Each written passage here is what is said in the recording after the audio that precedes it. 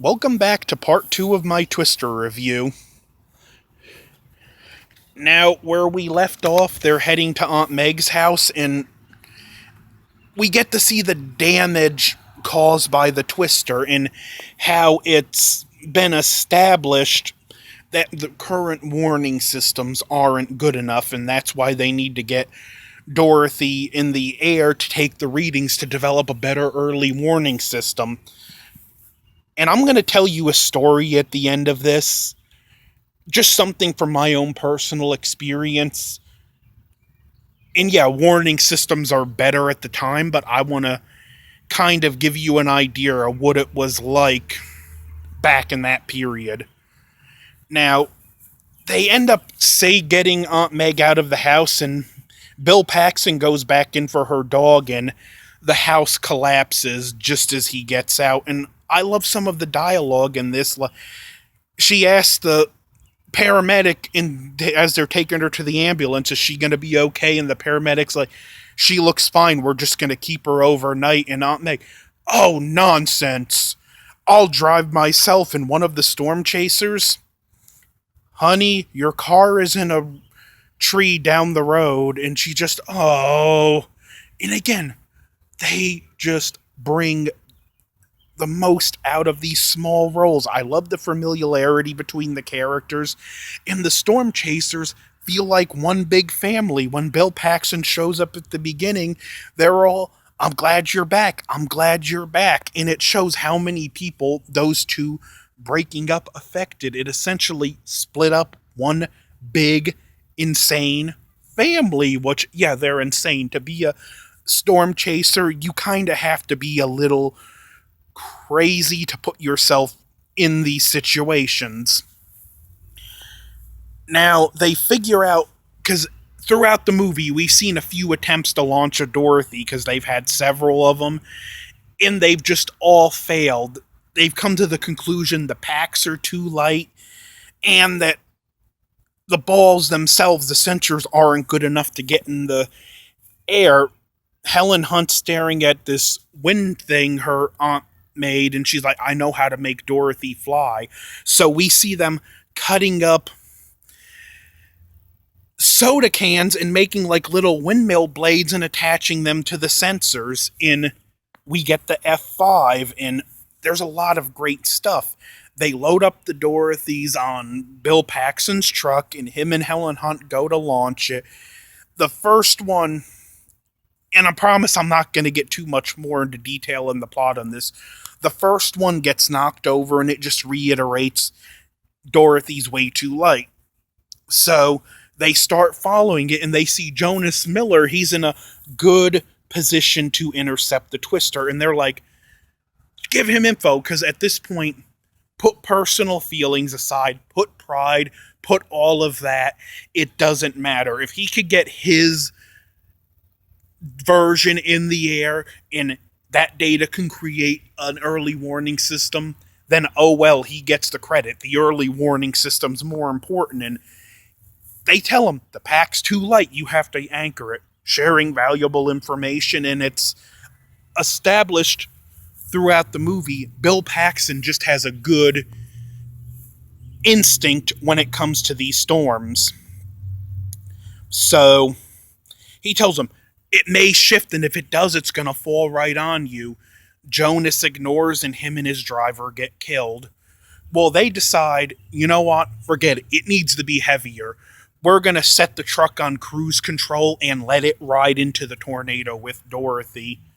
It launches, and we get a thrilling chase scene where they run to a farm. First, they run in a barn with all these hanging blades, and they end up going to a well house, and they anchor to the pipes, which they establish is 30 feet down. And if they anchor to it, they might have a chance. I know this scene gets knocked on as being not realistic.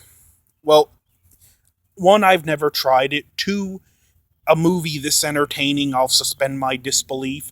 Three, tornadoes are weird.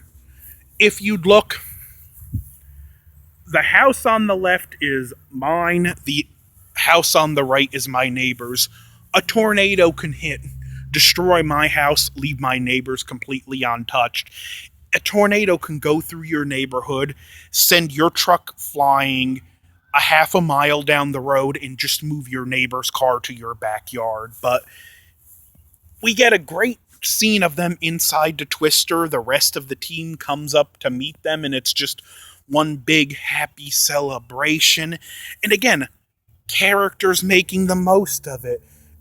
They're happy, and they're even happier to see the Hunt and Paxton back together. And one of them's lying on the ground, and another one's over him, and they're doing rock, paper, scissors, celebrating.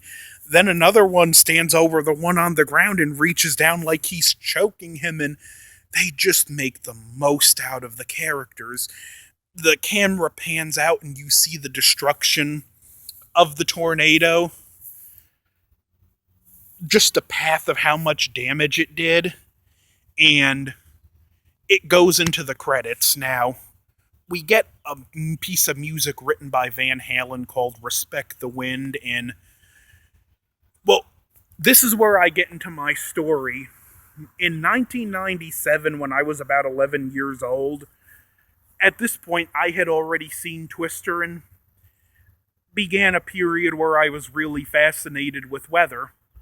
Now, we did have back in New Jersey a supercell forming over us, and I watched it for the day, and as it passed over our house, I saw the beginning of a twister forming, the spinning motion, and a few minutes later, that thing landed a few towns over. The warning system, like established in the movie, isn't good enough.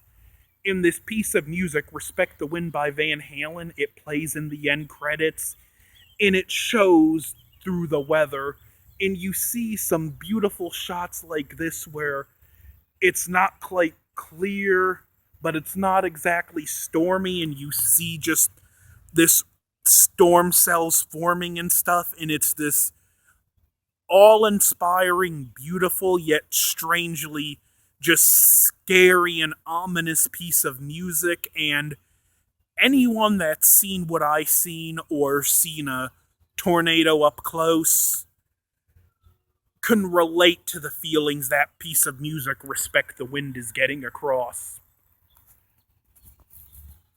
And it is just, it's a great piece of music. If you watch this film, do yourself a favor, sit through the end credits, because it's another thing I like about this film. The sky itself is a character in this movie. So, Twister. I didn't want to do this, but because of just how unfairly this movie gets put down, I'm going to give it my highest recommendation. Go check it out. Ignore the naysayers. And keep in mind, this film came out in 1996, but it used practical effects really great. There's one scene before I close up where the F5 blows a house on the road and they drive through it. That house they drove through is a practical set they built for that scene. So, check the movie out. Highest recommendation. Don't forget to like, share, comment, subscribe, dislike, and until next time, over and out.